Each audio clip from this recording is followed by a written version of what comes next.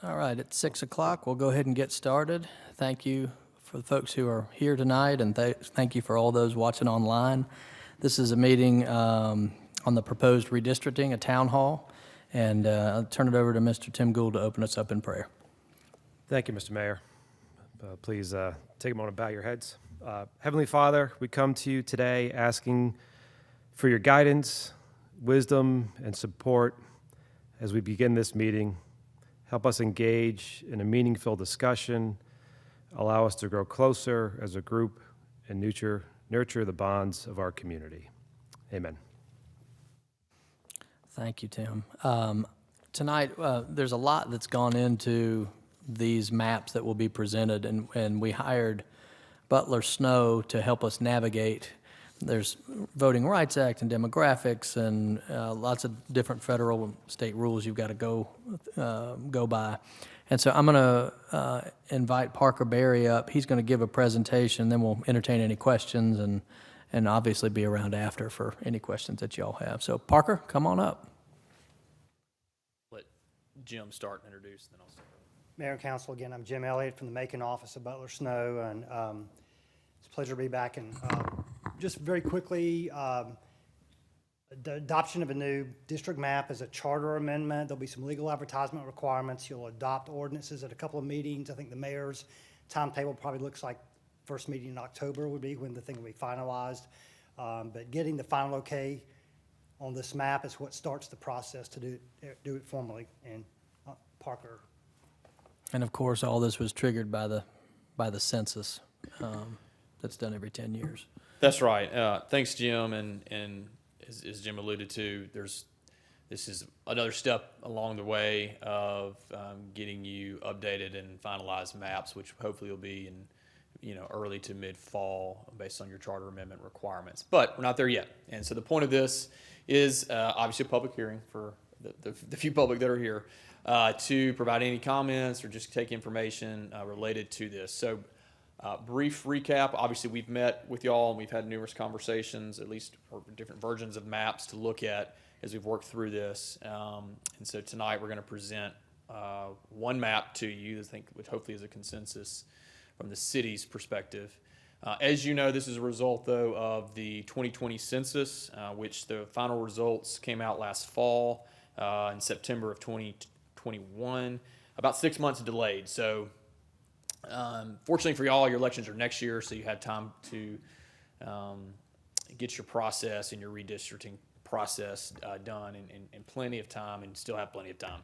Obviously, other places don't have as much luxury in regards to that. So when the data came out, the first thing we got to do, and the first thing that any city, county, elected jurisdiction where there's single-member districts across the entire country has to do is look and see whether they need to redistrict, right? And so for the city, that's ultimately what we did. We started at that process to look and see the population deviation, and we'll talk about that in just a second, to see whether with your 7 council wards, if it was out of deviation, if you needed to redistrict. We wouldn't be here today if you didn't need to redistrict. Clearly you have to. We'll go over those numbers in just a second. But the Constitution requires that under the one person, one vote requirement, that my vote in Ward 4 counts roughly proportional to Jim's vote in Ward 2. We'll talk about that in just a brief second. And there's other concerns we also look at and that we have to be mindful of under federal law, one of which, and the mayor mentioned this, is the Voting Rights Act, specifically Section 2, which prohibits minority vote dilution. So we are certainly mindful of that and want to be in compliance with that in redistricting. And we believe that the map that is ultimately being presented tonight meets both those requirements under the Voting Rights Act and one person, one vote deviation requirements of the Constitution. Some additional criteria that we also looked at in using to draw this proposed map, in addition to the one person, one vote requirement and the Voting Rights Act, are some things known as traditional redistricting principles. Those are like respect for incumbency. So each incumbent council person is in their ward that they represent. So that was something that we looked at and we tried to adhere to. When we draw as far as wards, that we draw on physical boundaries, right? Roads, streets, bridges, streams, rivers, creeks, generally speaking. Those are how we try to draw. Now, when we get the data from the Bureau, in a minute you're going to see our screen. We'll zoom in. Not yet. We get data from the Census Bureau and they come in blocks. Some look like nice, clean city blocks, nice and square. A lot of them are really funky looking, and the city of Smyrna has a lot of really funky looking blocks from the Census Bureau. And so that is we take all of those blocks, and that's how we draw, putting them into one ward or another. And so we'll show that here in just a minute. So, but that's done on physical boundaries, right? Usually, again, follow streets, roads, bridges, streams, etc. Some other criteria, where we can, we try to keep the historical shape of the wards. Certainly every ward changes a little bit, and some a little more than others. But generally speaking, the historical shape and makeup of the wards, at least the core of it, is and remains the same for all 7. And that helps avoid voter confusion for obvious reasons. And then finally, similar to that is also communities of interest. If we can try to keep certain neighborhoods or subdivisions together, we try to. But that doesn't always happen based off of how the population is spread throughout the city. Obviously, something we talked about along the way, this is a process. There's 7 wards. It's a give and take, right? So it's like putting a puzzle piece together. You take some things out of one ward and it has a ripple effect, can have a ripple effect all the way across to another ward across the entire city, potentially. So it is a give and take. Our goal is hopefully at the end of this, when you adopt a final map, not tonight, but later on, as we mentioned earlier, that all 7 council persons will be content, maybe not happy, but content that they can live with it, with the map. Again, it is somewhat of a difficult process, can be, but our goal is to try to address concerns where we can for everybody and for ultimately for the city and what's best for the city. All right, so with that said, there's a couple handouts I have, and I've put on in front of y'all, and I've put up here so the members of the public have that. Let's look first at what's called the benchmark data, and that's the page that says redistricting plan benchmark data. What this is this is the current shape of the city lines, and it has the all 7 wards, and it has the percentage number underneath that, and that is the deviation. And we'll talk about that right now, what that actually means. If you flip over to the second page, you can see the population numbers. Now, this comes straight from the 2020 census. So what Is that this something is, we can put up on the screen for those that are watching Yeah, at home? you can switch to the screen. Yeah, that's fine. That works for now. I'll read the deviation percentages are there. That's actually going to be for the proposed map. So let me just read them for a second, so those who are at home, we don't confuse them. Ken, I don't know. Can you put up the benchmark map for a second that has the benchmark deviations? Since this is streaming, I don't want to confuse. It's I easier think for that'll people just be who- helpful to see where we started from Yeah, and where we ended up. that's exactly right. I'm going to read through it on those are here, have the table in their hand, but I don't think we have this table that we can show. But Ken may be able to put up the map that has the benchmark deviation. Ken, I think it's the benchmark from the July 18th, I think is the date. Do that for a second.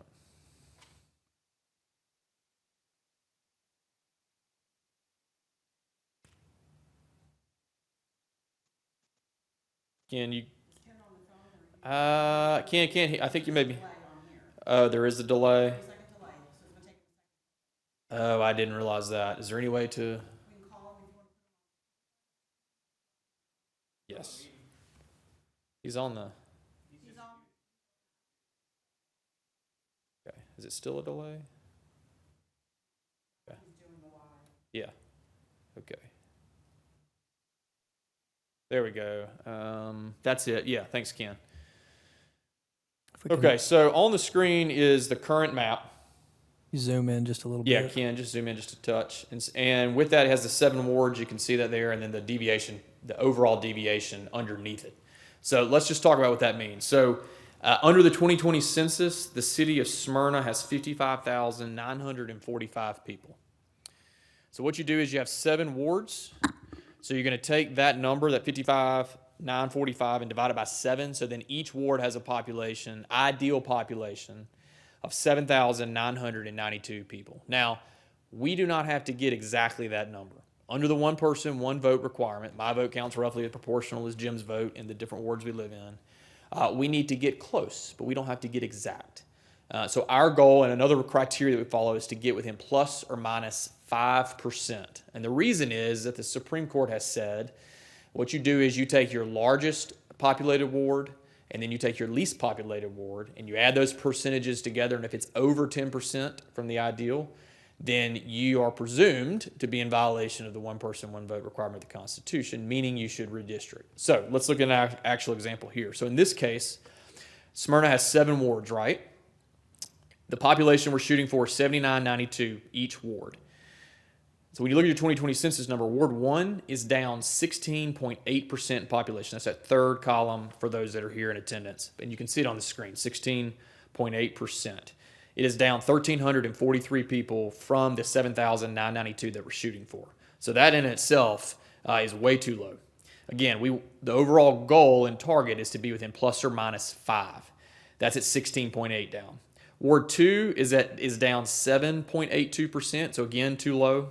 Ward 3 is way too big, 25.53% up. So it needs to shed a lot of population. Ward 4 in the benchmark is right on the money at 2.78% up, but there'll be some changes there as a result of what I mentioned earlier, based on where the district's ward is located and then changes to other wards. Ward 5 is down too small, 12.5%. Needs to gain. Ward 6 is good from a deviation standpoint, 1.24%, but there'll be changes there as well, and we'll go through that. And then Ward 7 is too large at 7.65%, so it's going to need to lose population. So again, how do we know if we need to redistrict now that I've gone through the deviation numbers? Take the largest ward, in this case, Ward 3, is up 25.53%. So you remember that number. And then you add it to the smallest populated ward, or least populated ward, which in this instance is Ward 1, down 16.8%. Add those two numbers together and you get an overall deviation of 42.33%. As I mentioned earlier, Supreme Court says 10 is the goal, right? So that means that the city is not in compliance with the one person, one vote requirement. Just that one, that's the first thing that we look at. There's other factors and concerns too, as I've already mentioned. That's the first thing we look at to see if you need to redistrict. So yes, the city has to redistrict because under the Constitution, the U.S. Constitution, you are out of deviation, okay? And so this is the benchmark numbers. Also on this, for those that are here, we can make this available. The city, if anybody makes a request later for it, there's data, population data, as far as by race and category and age, or at least voting age, for the benchmark. And so we have those numbers there because we certainly are mindful of that under the Voting Rights Act. So we have that information here. For instance, I'll just read it for those that may be watching online, at least for the more wards that have more of a minority population. Under the benchmark, again, which is the 2020 number in your current lines, Ward 2 has age 18 or older, AP Black, which is any part Black. Any persons on the census that fill out the census that identifies any part Black. So that could be Black plus white, that could be Black plus 3 different other races, any part Black. Ward 2 has a 39.04%, 18 and older AP Black. Ward 1 is 40.97, and Ward 7 is 41.97%. There's a considerable amount in every ward, but those are the 3 that are the highest, and so we want to be mindful of those in drawing any plan. It's more to it than that, but for purposes of this and this discussion and overview, I just wanted to highlight those. All right. Any questions from the council related to the benchmark? I think we've gone through this before. Y'all should be aware of kind of that process. Okay, so now let's look at, Ken, if you can hear me, and go back to the proposed map that we are proposing tonight, and we'll go through the changes. So let's give Ken a second. It's done.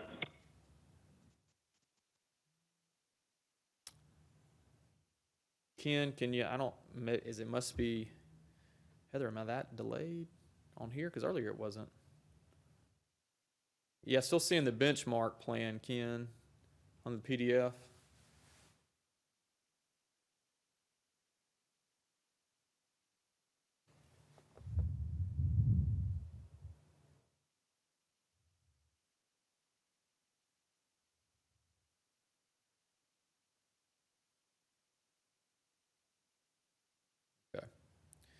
All right, Ken, let's see if we can, unless he's lagging behind. This is the proposed map, and we'll go through it. Ken, can you start down there on the south end on 7? Here we go. Yeah, all right, yep, 7, where 7 and 4 meet. So we're going to start, again, if you recall, 7 was too large, right? 7.85% under the benchmark, 7.65%, excuse me, up. So 7 needs to lose population. So that's what we've done. If you look at, I'm gonna try to do this by looking at the map right here without walking up to the map there and pointing to it. There's 2 areas. There's 3 areas really that change within 7. The first area, Ken, zoom into that part on the far western side. Yeah, over there, right there. Yeah, that area right there was in Ward 7, right there, the east-west connector road where Ken has his cursor. That red line signifies the benchmark plan, your current plan. So the shaded is the new, or what's proposed to be new. So that part was in 7, and now is being proposed to be added to 4, the part where the cursor is on the screen and that Ken is showing you. Right there along the east-west connector road. There's some neighborhoods right in there. So that area, there's a handful of census blocks. Those are being proposed to be taken out of 7 and put into 4. All right, Ken, go to the east a little bit. Yeah, you can see there, Ken's highlighting. Those are census blocks. Funky shapes, right? That's how we get it from the data from the Bureau. And we take all the population that's in there. That, if you were to click on it, there's another screen. We won't pull it up now, but it shows all population data and a lot more information related to the people in that block. And so when we assign blocks, we take all of it. And so all those areas in that particular portion that we just looked at is being proposed to go to Ward 4 out of Ward 7. Okay, the other areas right there in the middle of the screen, Ken, if you go over a little more. It's these 2 prongs. I don't know what else to call it. Y'all got, again, funky shapes within the city as a result of county, where the county and then where the city meets, and then other cities around it. So a lot of these shapes are really odd looking, but that's your current boundaries. So this area right here, the 2 prongs that are pointing up, was also in Ward 7, and this is where Ken is zooming in. And it looks like that Silver Comet Trail around in there, and Ken, zoom in a little more, some of those neighborhoods. Those real small, I'm trying to read.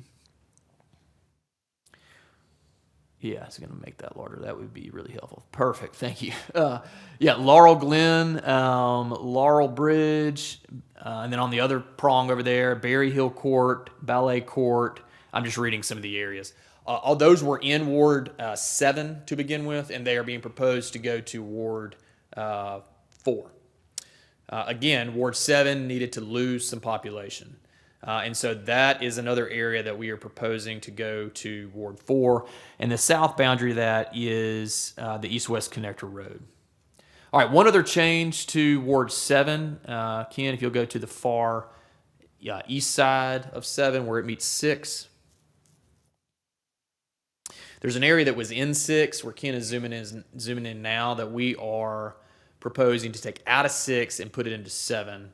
To clean up some of the lines in there. It's what he's highlighting right there. That whole area that he has highlighted in red was in 6, and now will be proposed to go into 7, again, running along the east-west connector road. That makes that a little cleaner through there, as that is a boundary for a good portion of 7's boundary, not all of it. So those are the changes, all the changes for 7, and in doing so, you can see the number on the screen there. That makes 7's deviation 0.16%. which is down from 7.65% under the benchmark. So from a deviation standpoint, that number is really good. And then from a minority voting age percentage standpoint, also the number under the voting rights is good there as well. Goes up to 45.1% 18 and older AP Black. Again, that number was under the benchmark 4197. So a couple point increase there for Ward 7. All right, let's look at Ward 4, since that's kind of a natural progression going northward. Or let's see. Okay, start right there. Yeah, let's start over there on the western side, Ken. All those funky shapes running along Yeah, I'm about to say Concord all the way through the south, going southwest. All right, so on the far western side, those those notches, those nodes, that all that area that is now green used to be in Ward 4. Ignore that little spot right there, that yellow spot. Yeah, that is actually not in the city limits. I know it's yellow, so it looks like it's Ward 4. It's actually part of the county, so we'll take that out. It's just yellow, so don't worry about that. Everything north of Concord Road right there is now being proposed to be in Ward 3. Where his cursor is already, that was in Ward 3. It's everything south of that. Those nodes, those 2 or 3 that bump out, were in Ward 4. They'll now be moved to Ward 3. Now, Ward 3 was really large, and Ward 3 needs to lose population, and it does. We're about to get there. But this was to help clean up this area. This is the shape of the city, so this is what we're stuck with boundary-wise. But putting everything north of Concord Road right there into Ward 3 makes sense from a voter standpoint, so you don't have it split half on one side, half on the other between the wards. So those are the changes there on Concord as far as going to 3. Now, let's look at where 3 and 4, where 3 is going to lose some area and give it to 4. So that area right there, Ken, yeah, on Pine View, to your west, to your left of your cursor, down some right there, yeah. All right, so this is an area, you can see the red line is the current boundary, and that area was just north of Pineview Drive up to Concord Lane, was in Ward 3, but that census block, I believe it's just 1, is being proposed to go to Ward 4. Again, the goal here is to start shaving population off of Ward 3. It was really, really large at 25%, I believe. Yeah, 25.5% up. All right, another area that Ken has his cursor on that he's highlighting, yeah, Ken, where you just were. All of those areas in there, go highlight all those. All that was in 3, and it now will be pulled back some to go into 4. Again, the goal here is to lose population, take population out of 3. Ward 4 has the ability to absorb some population based on its numbers, and so these are areas that we can do that and that we're proposing to do that. Okay, one other change and that area right there that he highlighted is like Wisteria Lane, Lake Drive, Crestview Drive. All right, one final change for Ward 4 is just south of that, Ken, where Ward 6 comes into Ward 4. Now, this is a good chunk of 6 that moves in across 280 into Ward 4. It's all of the purple right there. All of that was in 4 and now is being proposed to go into Ward 6. And the reason this is that, and we'll see it in a minute, is that Ward 1 was so underpopulated, down 16%, it had to gain population. And so it gets some of its population from Ward 2, but Ward 2 was also down, and then it gets the rest of its population from what was Ward 6. So then Ward 6 had to gain some, and the only way it can go is south, generally speaking. And so Ward 4 had some to give, and so we took it across 280 there. There's a bunch of streets in there: Hidden Springs, Woodland Pass, Hidden Falls, parts of Kenninghall Lane, all of Kenninghall Lane, parts of Kenninghall Drive, and then Ryan Circle. I guess that's how you say that. Rhyme Chase. So that is proposed to be going into 6 out of 4. Okay, go ahead and let's go up to 3 and 5. Some changes here, not a whole lot. Starting right there, Ken, west of your cursor. Yeah. All right, that area is in 3, was in 3, as Ken has his cursor on it. Zoom in just a touch. You can see the red line there just north of it. That was the boundary. That was in 3. Now it's proposed for 5 to come down into that area. Zoom in just a touch more, Ken. And remember, 5 was underpopulated, down 12.5%, so it needed to gain population. It borders Ward 3. Ward 3 needed to lose population, so it's pretty obvious that it's going to get its population from Ward 3. This is a big area where it's going to do that. The Huntington Trace area, I believe there's a number of apartments perhaps in there, just looking at some of this and not seeing a street name. So a decent amount of population in there to help balance out the deviation. So we're proposing that area of Ward 5 coming into Ward 3. And then there's one other change for Ward 5. On north just a bit. Yep, right in there. Thanks, Ken. Zoom in just a touch. North of Belmont Boulevard. So that was in Ward 3. You can see the red line, which was the prior boundary, or is the current boundary, I should say. We're going to take Ward 5, going to cross over Traffic Circle, I guess, that area. Y'all can correct me if I'm, no, that's Ward Street, southeast maybe. And a cross over there to go north of Belmont Boulevard, go west of Belmont Place, and south of Windy Hill Road. So that area, there's a number of census blocks in there population-wise, so that helps 5. And if you look at the number, the deviation for 5, 0.01% now. So 5 was down 12.5%. Those two areas of change we are proposing to take 5 into 3 will fix 5's deviation to 0.01%. And there's a decent amount of Hispanic population, I do want to point out, or at least those who identify of Hispanic origin, not necessarily Hispanic. I guess those technically Hispanic origin is anyone who identifies, could be Hispanic plus any other number of races. But there's a decent amount in 5 around, and voting age wise, around 26%. So I do want to point that out. Probably the largest in the city as far as from a Hispanic standpoint, residing in Ward 5. All right, so that's it for 5. Let's finish up 3. There's a couple more changes to 3. Again, 3 was really large population-wise. 3 needed to contract or shed population is the easiest way to say it. So right there on the south part of 3, you can see 2. 2 was down, remember? 2 was down 7.82%. So 2 needed to gain.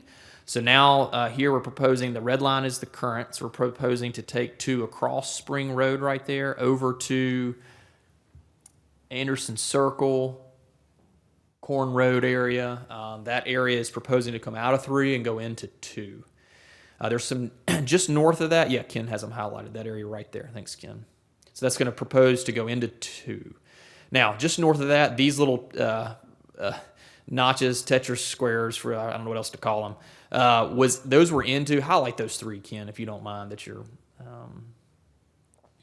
yeah, that. I guess there's 4 census blocks. Those were in 2 to begin with, and then now they are just small areas, not a lot of population in there, but we needed to balance out some of the population in 2, because you can see 2 now has a higher population at 4.74% up. So this was help balancing out some of this population by taking some of those census blocks there and putting them into 3. All right, the area just north, Ken, up there, 2 and 3, yep, that right there, that's the Hawthorne Court, Hawthorne Circle. You can see, you can see all the changes there. All of that was 3. You can see the squiggly line. Run your cursor along the red line, Ken. All of that. That was all where the border was between 2 and 3. All of that, everything to the west of that, is now proposing to be 2. Again, 3 needed to significantly lose population, and 2 needed to gain some. Let me also mention, it's hard to see it until you actually get in and do it. Some of these blocks are huge. Not necessarily shape-wise, like geographically speaking, but they may be funky shapes, but then they contain like 900 people in them. So we are handcuffed, if you will, while maybe say, well, why did you take some here? If you needed to gain, then why did you then, or if it needed to lose population, why are you adding population in other parts of that ward? Well, again, we may have taken areas that it needed to lose that are large census blocks that have large populations in them, and then we needed to balance it out so there may be areas that have smaller population from other blocks. So again, it's like a jigsaw puzzle. I know it's kind of hard to see in this demonstration, but that's why some of this, I could see where it could be a little bit confusing, but that's why some of these look like this. All right, so that's that's the changes, the rest of the changes for 3. As you can see, 2 comes a lot more westward toward the direction of 3. So let's look at 2 and 1, the last 2 wards to look at. All right, so again, 2, as we stated, started out at 7%, 7.8% down, needed to gain. We've shown you the areas where it gains. It gains only from 3. That's the only direction that we gain for 2. And there's a reason for that, because its neighbor directly to the east is 1, and 1 was down significantly in population, 16%. That's really low. 1 doesn't have a whole lot of areas it can go. It can go into 2, which it does, on the northern part right there. North of the Spring Drive, you can see it coming over the top. That was all in 2. It's now proposed to go into 1. There's a significant portion of population in there. Village Parkway, Lake Park Drive. I mean, there's a number of streets in there. You can see it. Those are all huge, large populated census blocks. All of that, all of where along that Spring Road as well, Spring Drive. Those are funky shaped. There, see, that's a census block, funky shape.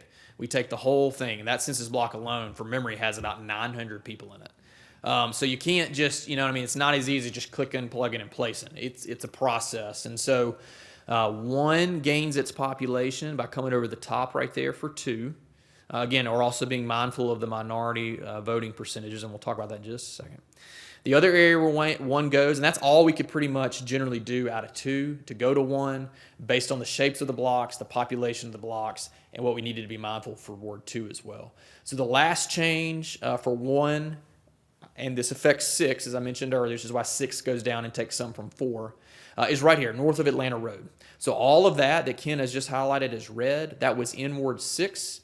It now will go into proposed to go into Ward 1. So it's actually nice and clean from a voter standpoint. Everything north of Atlanta Road to, is that Concord?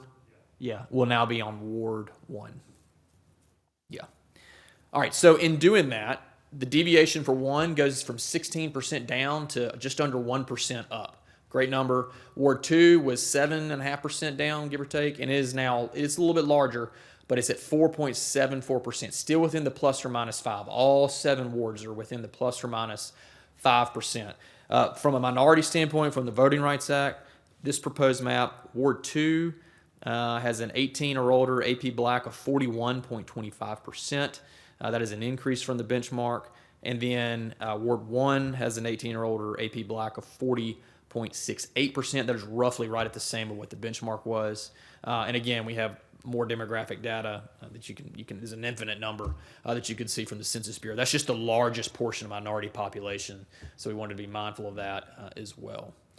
All right, that's a lot of information, I get it, and a lot to go through. That is the proposed plan. This gives you an overall deviation. You take your highest populated ward, which is Ward 2, 4.74%, add it to your least populated ward, which is going to be Ward 6, down 3.9%. You get an overall, that's within plus or minus 5. You get an overall deviation of 8.65%, which is under 10 of what the Supreme Court basically requires. And again, we address the voting rights concerns and requirements and the other criteria that I mentioned as well, on incumbency, physical boundaries, historical shapes, etc. Right. Council members, Mayor, any questions from you all? I'll just make a couple of comments. So just so that the public knows how this process went, Butler Snow's been working on this for months now, but we also had an open seat in Ward 2, and we didn't want to approach this at all until that person was seated in that council seat, because they needed to be part of the process too. So we waited.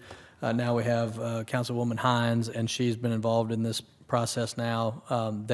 Butler Snow came to us I guess a couple council meetings ago and presented a couple of different options. Councils discussed it, thought about it.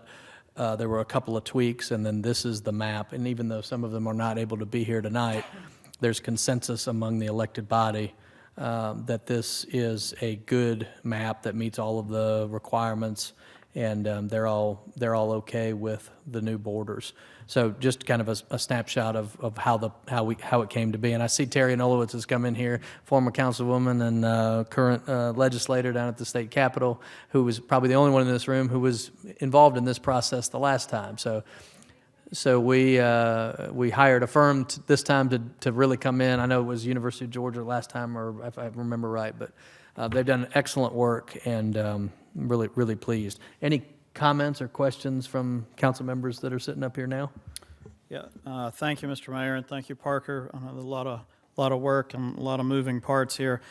Just for point of clarification, it does not change anything relative to the elections this fall with precincts, and it does not have any impact, a whole different animal, with the school board maps. Yes, that's a great question. Just to clarify that, because I can see definitely where that can be confusing. No matter where you are, these are very common questions across the entire country when you redistrict. That's right. So after this and any comments you get from the public, we'll move forward, getting the process charter amendments of getting a map, and Jim and I will work on that. The idea being that these maps would be effective starting January 1, 2023. The last thing we want to do is That's right. confuse everybody with the big presidential and, Yeah. and Has no statewide bearing- elections. No bearing on November elections this year, where people, wherever they vote now, they'll continue to vote the same place. Now, next year, obviously, the county, you work with the county on getting changes for polling place locations and precincts, et cetera.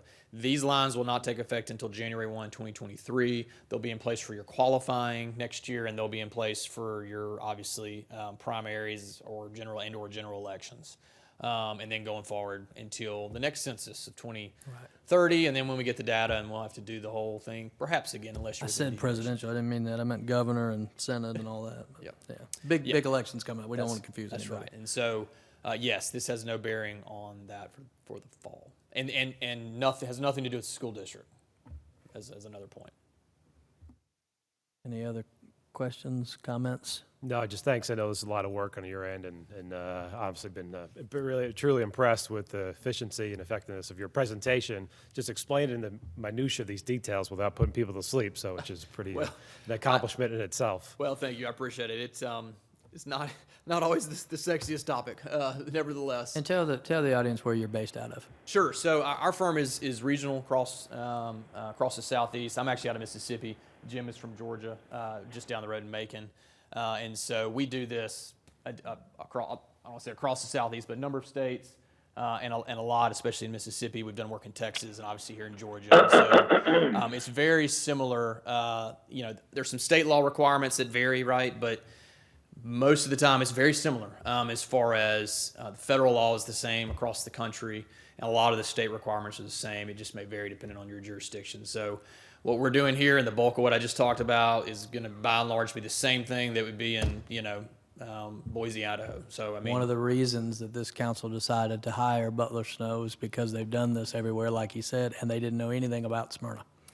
yeah, so I know they nothing. could You can come tell in that I with was an- literally trying to zoom in and look at the streets. They could come in with an unbiased view and, Yeah. and look at the numbers and look at all of the requirements and really create the best map moving forward that satisfies all those requirements. Yeah, and I failed to mention Ken Holland I keep talking to Ken. You're probably, who is this guy he keeps talking to?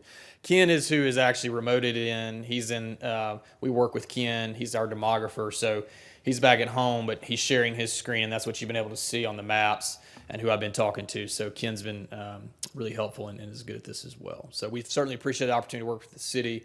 Look forward to carrying it on down the road a little further and getting to final form and final adoption. Certainly Jim and I will be working on that with you all. And then any comments, the public may have, because to the mayor's point, final point, we don't know where people live. We can look at satellite images. We can see neighborhoods and subdivisions. So we may say, what is this block? Why does it look like this? Why does it say there's 800 people in it, but it's tiny? And we pull it up and it's a huge apartment complex.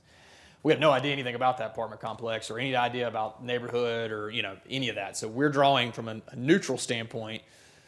And then obviously we present to the council, and then we kind of go from there on local concerns. Well, thank you very much for your presentation. Next on the agenda is the public hearing portion. If y'all will stay around, there may be some questions. I'd like to go ahead and open up the public hearing. Speaking time is limited to 5 minutes as always, but if you'd like to speak, come on up and state your name and address for the record and ask any questions or share any thoughts that you have. I know we have a few folks here. We have a few shy folks, except one. Okay.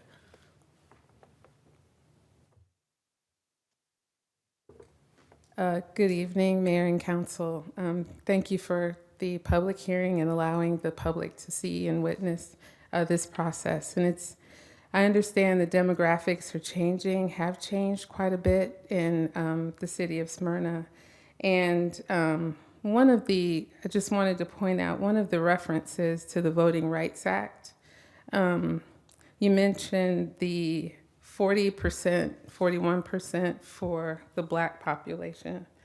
And so can you kind of talk about those requirements for meeting the Voting Rights Act and how this actually works? Because one thing about like my area, I heard you mention Anderson Circle, there's not a whole lot of African American people in that area. So I would like to understand, when you talk about shifting the ward lines so that you can capture and more balance out those numbers, how do you do that when it's kind of like a polka dot exercise? That's the question I have. Yeah, no, great question. All right, so Anderson Circle, I believe that's going to be in Ward 2 now. Was in Ward 3, if I recall. So there's no exact, and I know you asked the question, so I'm facing this way so you can hear me. So it's kind of odd. So I'm answering your question, but not looking at you. There's no exact number that we're shooting for, no exact target, no exact method that we're shooting for under the Voting Rights Act as far as minority voting percentages. And this is across the country. It doesn't matter the minority group. In this instance, we're talking about African American or Black, because that's the minority population of a considerable amount. And so there's not an exact number. There's no requirement that says we have to meet this particular number. But we want to be mindful of, and there's a number of things that go into it. We want to be mindful of where there is a compact, reasonably geographically compact area of a minority percentage of population. And then we got to see performance. Does that ward or that district, wherever you are, is it giving, the requirement of the act says, is it giving minorities an opportunity to elect a candidate of their choice? Well, currently Ward 2, most recently in the special election that just happened, has elected a minority member, Ms. Hines, not here tonight, unfortunately. And then Ward 7 is also elects a minority member, Mr. Wheaton. So for the city of Smyrna, you have 2 minority wards. Now, if you look at your voting rights, or your voting age population for those wards, it's not over 50%. So you have plenty of crossover voting. Those candidates are getting elected by people of multiple races, not just Black people, not just white people. And so under the Voting Rights Act, it says, are the minority members in this particular ward, are they being given an opportunity to elect a candidate of their choice? And so those are the 2 largest minority populated wards, as is Ward 1. But again, nothing requires it to be at a certain number. I know that's like not an exact answer, but that's kind of how the act is. So we want to be mindful of what those percentages are so that we don't perhaps take that population and just disperse it across the city, which of course we haven't. And again, if you look at the city of Smyrna specifically, if you look at that population across all the wards, you can see there's actually a decent amount of minority population across all 7 wards. There's no like specific area where the minority population resides. It's really dispersed throughout the city, and that's reflected in the breakdown of the demographics, which is in that chart attached to the proposed map. So specifically to your question on the Anderson Circle, you may not have, and I think you said you didn't have a lot of minority people around you. That's really not a factor in the Voting Rights Act as far as that particular area. We're looking at the ward as a whole, or the district as a whole, if that makes sense.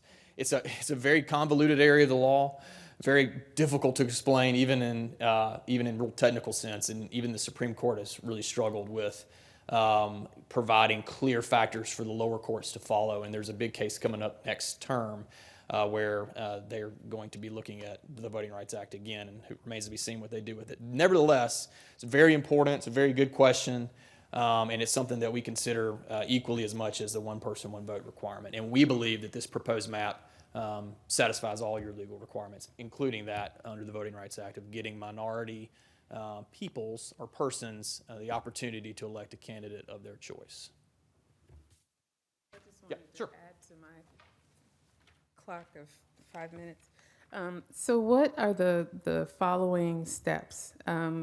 From this presentation, what does the process look like moving forward to the point that this map is officially adopted? And that was gone over at the beginning of the meeting. Okay. We will have to vote on it twice. It's a charter amendment, 2 consecutive council meetings. So likely we have to advertise it for 3 weeks, I think you said, right? So we'll probably have the first vote, whatever that middle September meeting is, 15th or 17th or whatever it is, and then the next one, October, the first meeting in October, and then they wouldn't go into effect until January 1, so that we don't mess up the people. We don't want to confuse anybody. Thank you so much. Appreciate it.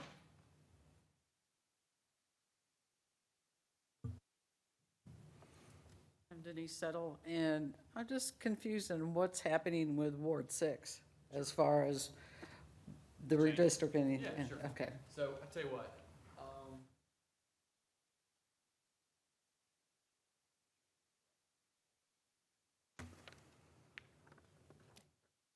Want to zoom? If you want to go stand up, if you go up to the screen up there, that one's fine. Yeah, I can point. I can show you what we're talking about, just so everybody can hear it. Me speaking in the mic, but yet refer way over there. Ken, will you zoom in right there? Highlight the area of 6 north of Atlanta Road. Well, yeah, either part. We can start either part. Yeah, let's start there. Okay, all right. So where he is zoomed in, we just highlight all those blocks, Ken. Yeah, he's going to highlight the areas that's proposed to be changed. Okay, that right there, all that he's highlighting, that's turning dark red, all of that was in Ward 6 currently and is now being proposed to go to Ward 1. So that's north of Atlanta Road to Concord. Is that to Concord?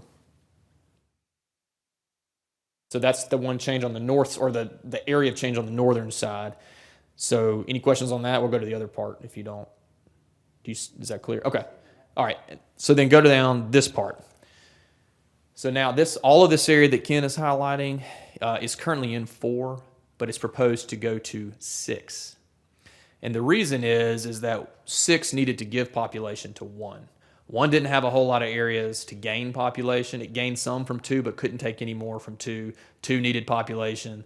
The size of the blocks that border 1 and 2 were too large to go anywhere else than what we already did.